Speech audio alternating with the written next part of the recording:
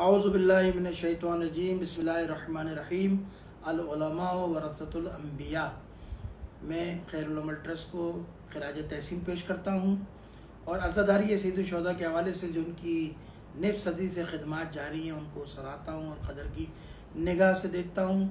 इस साल जो खैरुल अमल ट्रस्ट ने जिस आलिम का इंतखाब किया, आलिम बाअमल और एक ऐसा आलिम जो इल्मी हवाले से पुख्ता हैं, मजबूत हैं, जिनको अगर तशय्यो का सरमाया कहा जाए तो मैं कहता हूँ कि इसमें मुबालगा नहीं होगा।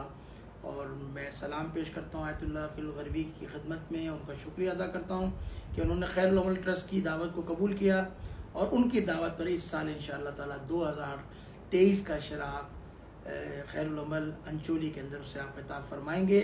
मैं तमाम मोमिनीन से कहता हूँ, तमाम अज़ादारों से, तमाम आशिकान इमाम हुसैन को मुतवज्जे करता हूँ और उससे कहता हूँ कि भरपूर अंदाज में इस अशरे में शिरकत करें। एक बड़े अरसे बाद बड़ी तशनगी थी तशय्यो के अंदर, बहुत तशना थे अहले बैत के मानने वाले। वो चाहते थे कि आयतुल्लाह अकील गरबी जैसी शख्सियतें उनकी इल्मी तशनगी को दूर करें, इल्मी प्यास को बुझाएं, और ये हम पर खुदा का एक लुत्फ़ है, खुदा का तोहफ़ा है हमारे लिए अती अकील गरबी साहब के, जो इस साल अज़ादारों के दरमियान आकर अहले बैत के फ़ज़ाइल, मनाक़िब और उनके मसाइब को आपके सामने बयान करेंगे। आपकी शख्सियत किसी तारुफ की मोहताज नहीं है।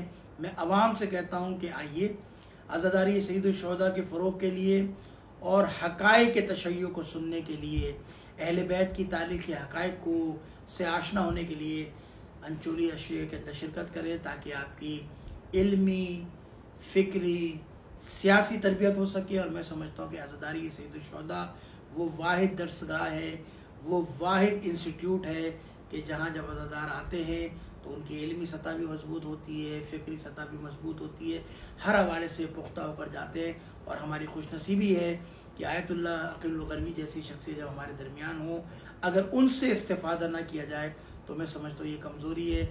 आप तमाम हज़रात से कहता हूँ कि भरपूर मरकज़ी अशरे में शिरकत फरमाएँ, ताकि तशय्यो के हक़ाइक़ से आशना हो सकें। और मैं इनकी खूबी और आपके सामने बयान करता हूँ। आयतुल्लाह अकील गरबी की शख्सियत वो है कि जो सिर्फ मकतब तशय्यो में जो है वो मानी नहीं जाती, बल्कि बिरादरान अहले सुन्नत के उलमाए कराम, उनकी शख्सियात, उनके अवाम इनकी मजालिस में भरपूर अंदाज में शिरकत करती हैं और उनसे इस्तेफ़ादा करती हैं। और मैं ख़ुद जानता हूँ कई दफ़ा मुझसे बाज़ अहले सुन्नत के उलमाए कराम ने और बाज़ अहले सुन्नत के अकाबरीन ने मुझसे कई दफ़ा पूछा भी कि आपके एक बड़े आलिम दीन हुआ करते थे अकील गरबी साहब, वो क्यों नहीं आ रहे, क्या वजूहात है। जब मैंने उनको वजूहात बताई और इस साल जब मैंने उनको बताया तो बड़े खुश हुए।